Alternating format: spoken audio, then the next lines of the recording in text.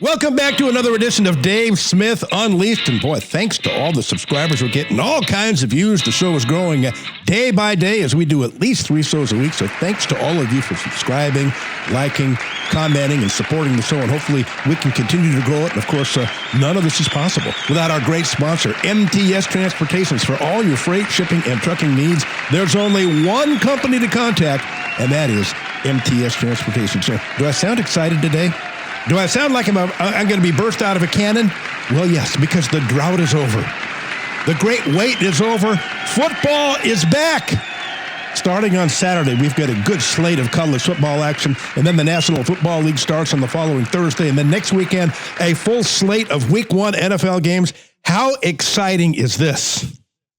And I'll tell you the game I'm really excited about on Saturday, just coming up in a couple of days.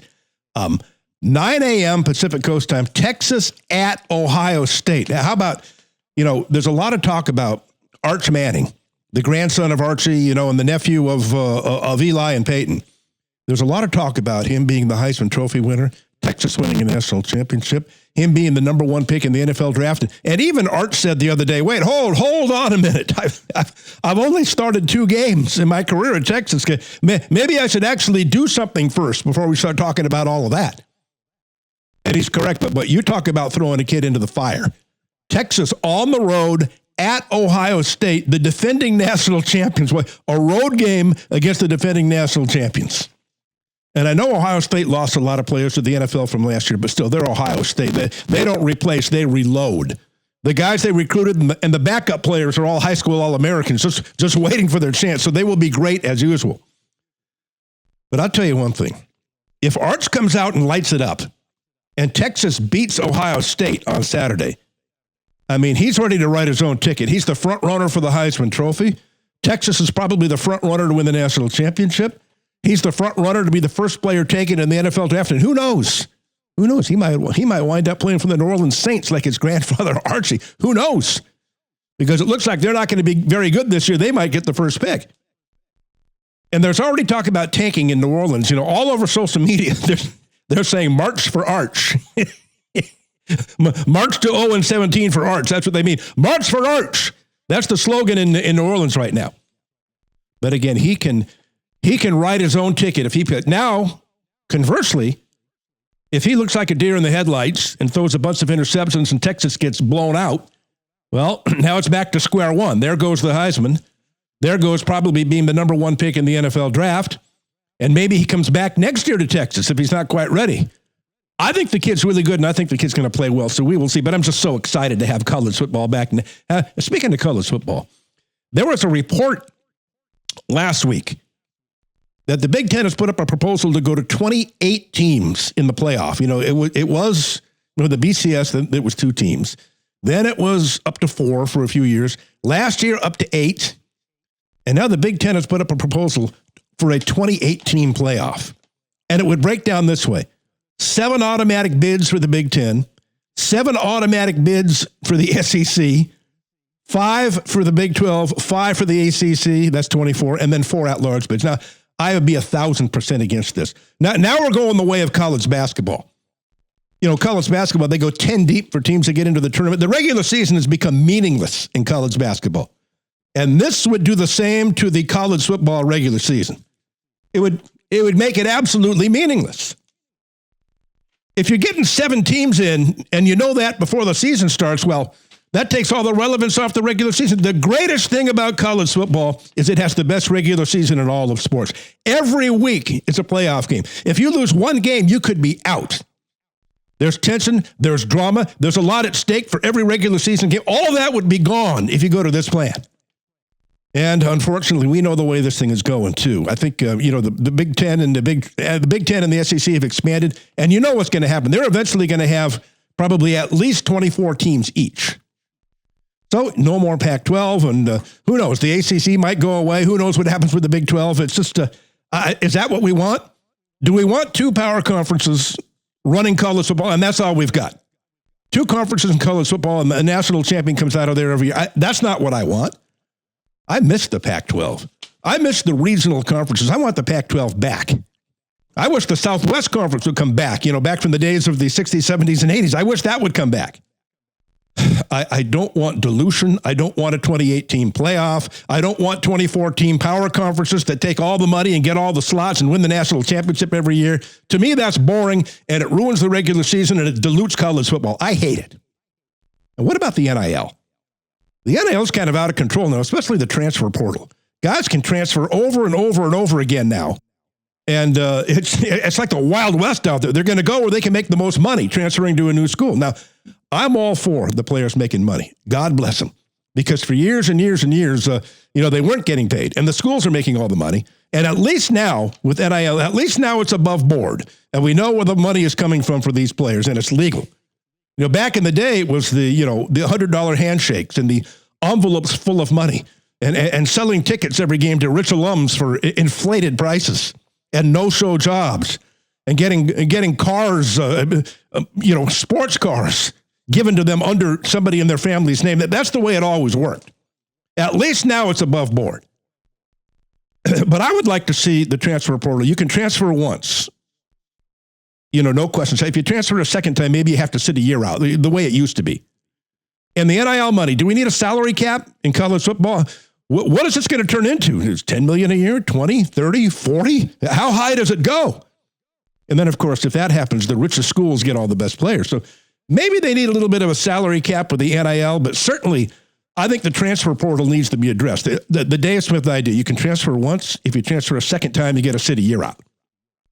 But all that being said, college football is still my favorite sport, and I love it. I love college football almost more than life itself. College football and boxing are my two favorite sports, followed by the NFL. Used to be a big NBA fan, no more. Used to be a big baseball fan, no more. To me now, it's college football, boxing, and the NFL.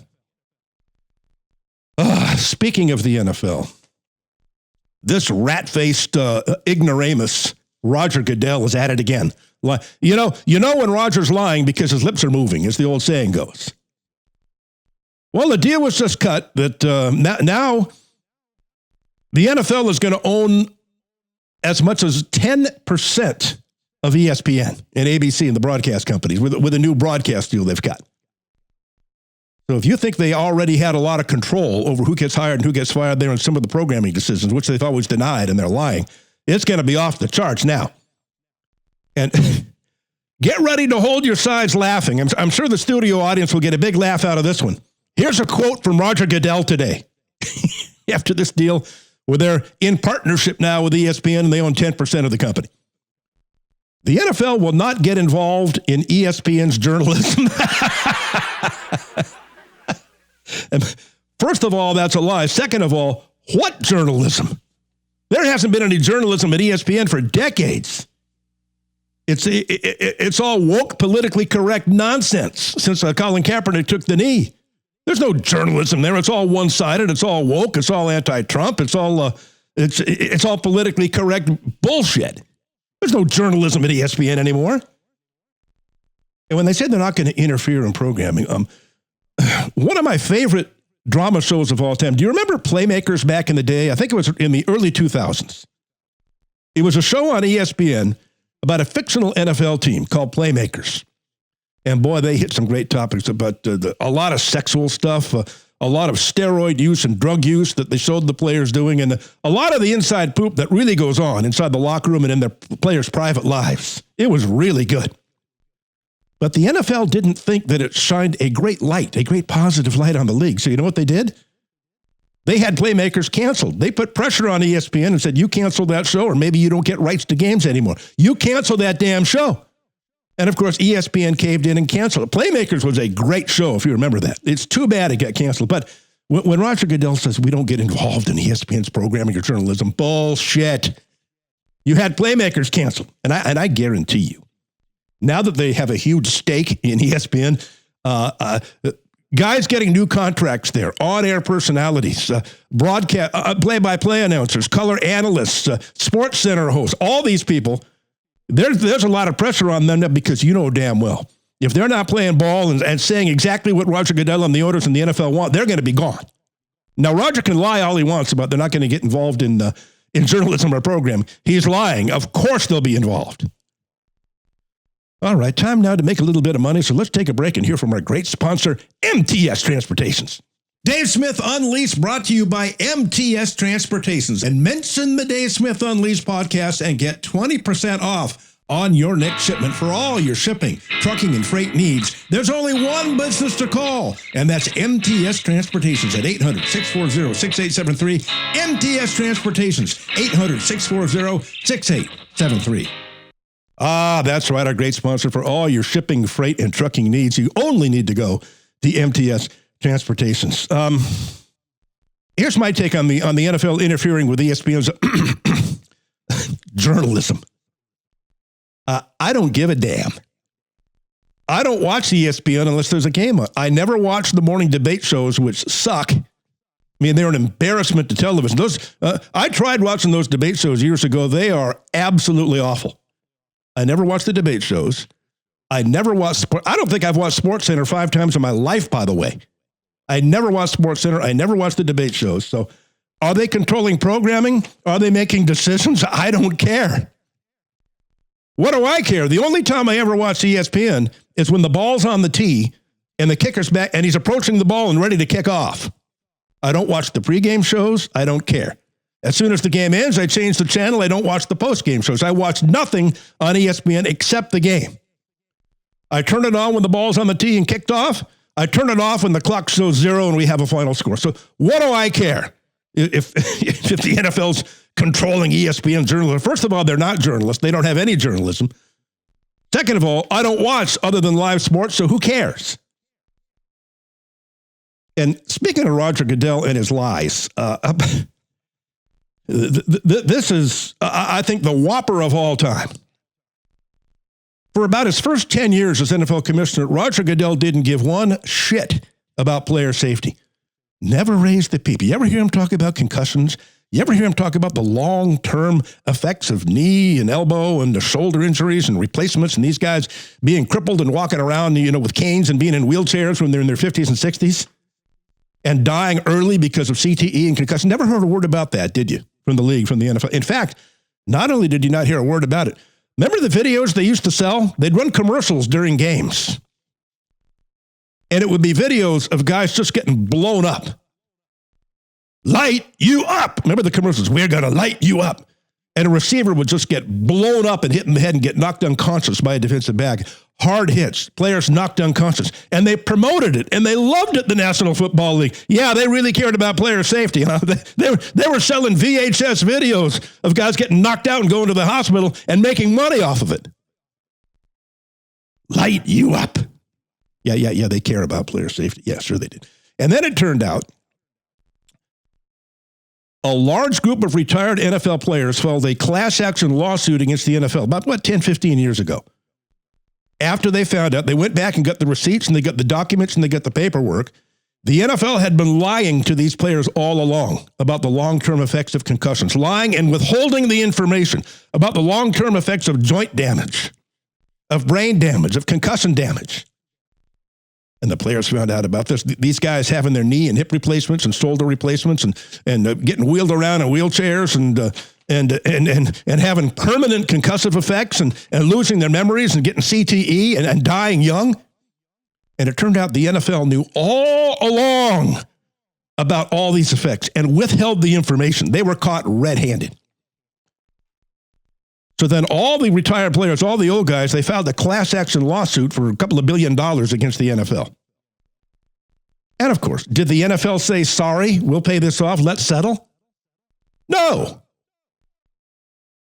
Did we all watch that movie Concussion with Will Smith? That's a fantastic movie. Will Smith played Dr. Bennett Omalu, the doctor from Nigeria who moved over here to the United States, and his specialty was studying the brain. And he did an autopsy of Mike Webster. Mike Webster, the former Steelers center.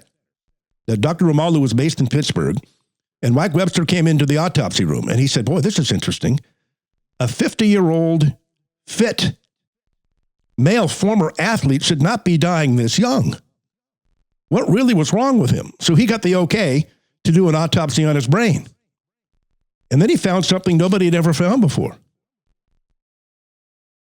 And then he called it CTE. He discovered it first. And he said, well, I'm onto something here. So then they started doing autopsies on a lot of these NFL players who had committed suicide or died young. And in every case, he found CTE on the brain. So he exposed it. He talked about it. He went to the NFL and said, hey, listen, we've got a real problem here with CTE, and it's caused by football, and it's a football-related injury. We got to do something about it. Did the NFL say, thank you, Dr. Omalu? Thank you for your great research. Thank you for helping to save lives. Thank you for making our sports safer? No. They tried to discredit him. They tried to have him deported back to Africa. They claimed, remember, they held a press conference, the NFL, and they put their paid doctors up there and said, this guy's a quack. This guy doesn't know what he's talking about. There is no connection between concussions and football. There goes the studio audience. There's no connection between concussions and football. Yeah, right. Yeah, we believe that. So then after it was proven that CTE was a thing and the NFL was lying, and they tried to discredit a great man like Dr. Bennett Omalu and tried to get him deported and tried to ruin his life, and lied about the concussive effects of football, then all of a sudden, all the owners got together with Roger Goodell and said, we got a problem here. This CTE is a thing, and we were caught lying about it. We need to lessen the damage and settle. So what happened after that? Oh, miracle of miracles. Thank you. Praise the Lord. What a miracle. All of a sudden, Roger Goodell saw the light when it came to long-term effects of concussions, and all of a sudden, he cared about player safety. What a miracle of the Lord. Then we are committed to player safety. We are committed to doing whatever it takes for player safety. See, he's so full of shit. He didn't care about player safety in the early years as commissioner. He tried to deny the concussive effects of football. They tried to discredit Dr. Omalu. They tried to get him deported. They called him a quack. The only reason he said he cared about player safety after the fact is because they were trying to lessen the settlement they would have to make. And, you know, as much as I criticize Roger Goodell, we also have to remember he is a brainless puppet. He's never had an original thought in his life. He's a complete moron. And he does exactly what the owners tell him to do. That's why they pay him $40 million a year.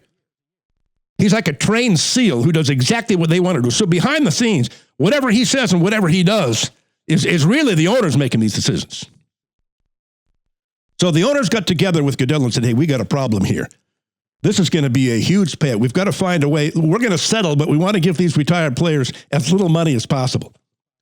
So all of a sudden, the campaign started. We care about player safety. The clouds opened, and lightning came through, and the Lord was in the air, guiding their decisions. We care about player safety. Yeah, right. And on and on. And, you know, the gullible media was actually buying it. Oh, what a wonderful thing Roger Goodell is doing. He cares about player safety. The owners care about player safety. They couldn't see through the bullshit because, for the most part, 90% of the sports media are idiots. Either that or they're bought and paid for. And then what happened? Of course, a settlement was made to the retired players, which was pennies on the dollar, which wasn't anywhere near as much as they should have gotten. But, you know, a lot of these guys, they were old. They were in pain. They're in wheelchairs and walkers. They've got mental damage. And they wanted to get, you know, whatever they could get before they died for their families. So they took far less than they should have. They got lowballed by the scum NFL and took less than they should have gotten because a lot of them said, well, we'll take what we can get before I die. And you know the strategy of the NFL. My father, you know, World War II veteran, boy, he was in constant battles with the VA, trying to get medical coverage and medical help and trying to get procedures covered. And my dad and all of his old World War II and, you know, and Korea veteran buddies, they'd sit around the house and they always used the term delay, deny, let them die. That's how they describe the VA. Delay, deny all their claims, and then hopefully they die so we don't have to pay any of them off. Delay, deny, let them die. Well, that was exactly the NFL's position with the retired players. Delay, deny, let them die so we can lessen the settlement. And of course, a lot of them were dying because of the long-term effects of concussions and joint replacements and all the pain they were in. A lot of suicides as well. So it was rotten. It was evil. It was a lowball offer, but unfortunately, a lot of these players took a lowball settlement because they wanted to get the money before they died and pass it on to their families. And smartly, there were some retired players who told them to shove it, and they filed their own individual lawsuits, which I think some of them are still going on. But don't tell me about player safety, Roger Goodell, and your stupid rules with the new kickoff rule, which I hate. The new kickoff rules in the NFL because we care about player safety. There's not one shred of freaking evidence that there's more injuries on kickoffs than any other play in the NFL. Yet this stupid rule where they kick off from the 35-yard line and everybody stands in place and they can't run downfield till the ball is actually caught, and it eliminated the onside kick. Now you have to tell the other team when you're onside kicking. The surprise onside kick is one of the great plays in football. That's gone now. And it's all because the NFL claims to care about player safety. These lying bullshit artists. Bring back the kickoff. Kickoff from the 25-yard line, and then we'll have returns on every kick. Kickoff return is one of the most exciting plays in football. At least in college football, they haven't resorted to that yet, these new stupid kickoff rules. And finally, before we go here, we usually have a whole show for man card violations, but I've got to give one here. I mean, did you see this woke beta male pussy, Zohran Mamdani? You know, the Muslim communist, some would say jihadist, who's actually in the lead, and he won the Democratic primary for mayor of New York City with the election coming up in November. Wants government-run food stores, supports Hamas, anti-Israel. I mean, the whole nine yards. This guy is, I don't know if he's a jihadist or not. Some people think he is, but he's certainly a radical Muslim and a communist. So he goes to something called Man Day in New York. And he walks onto the stage, and they're having a bench press contest up there. So they load up 135 pounds on the bench press, although I think it was 115. Those look like 35-pound weights to me, not 45. I think they were 35s. And he gets down there. The bar drops down to his chest. He can't even move it off of his chest. This moron, I got a new name from him, Zohran Mamdani. That's his new name, Mamdani. He can't even lift 100. It looked to me like 115 pounds. And his spotter lifted it up 3 times for him. I tell you what, I'm more impressed with that spotter because curling 135 pounds 3 times is very, very impressive. And that's what he did, lifting the weight off this pussy's chest. Now, what kind of judgment does Mamdani showing? He goes to Man Day when he's about the furthest thing away from a man that you can get, a total simp, a total beta male. Now, he knows he can't bench. He's never been in a gym in his life. He knows he can't bench press that weight. And then he goes down and tries to do it. Why? How bad is his judgment where he would go down and try something that he knew he could not accomplish? When I was 15 years old in 9th grade, I could bench press 135 maybe 2 or 3 times when I weighed about 115 pounds. And our coach told us then, our football coach on the freshman team, when you come back as sophomores, anybody who can't bench press 200 pounds, don't even bother coming out for the team next year. And by the way, compare Mamdani to Pete Hegseth, our Secretary of Defense, and Robert F. Kennedy Jr., our HHS director. They did the Pete and Bobby challenge. They went to a Marine base, and the challenge was to do 50 pull-ups and 100 push-ups in under 10 minutes.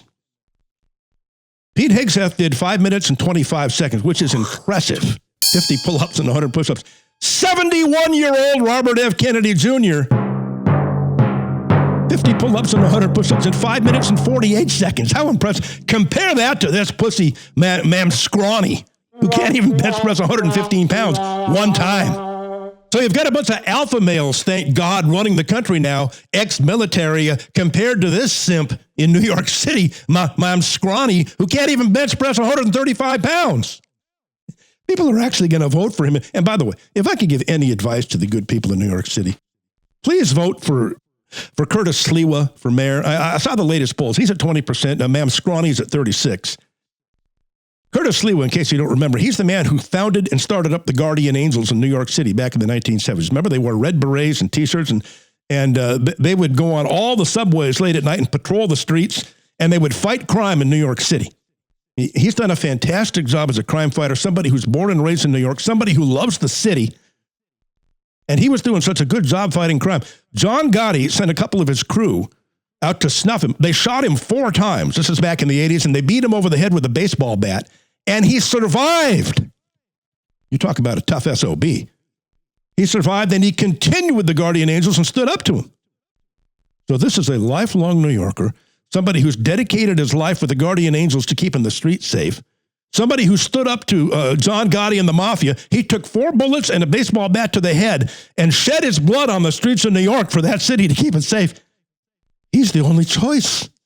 It has to be Curtis Lee. Now, why Donald Trump hasn't endorsed him yet, why the Republican Party isn't, Trump hasn't endorsed. If Donald Trump held a rally in Central Park, a Sliwa rally, he would win. Why the conservatives are ignoring Sliwa? They're going to turn the city over to a Muslim slash jihadist slash communist. Okay. You get what you vote for, right? Wow. So let's end on a positive note. College football coming up on Saturday. Arch Manning in Texas against Ohio State. Can't wait. NFL football starts on Thursday night with the Dallas Cowboys against the Philadelphia Eagles. Then a full slate of games, and of course, we'll be all over it, covering college and NFL football throughout the NFL and college football season. So we can't wait for that. And thank you so much for subscribing and liking and commenting. And if you want to know when the next shows are coming up and what the subjects are, make sure you go to X and look me up on @DaveSportsGuy. And always check out the show on YouTube. And thank you for subscribing. Thank you for all your support. And we'll talk to you next time right here on Dave Smith Unleashed.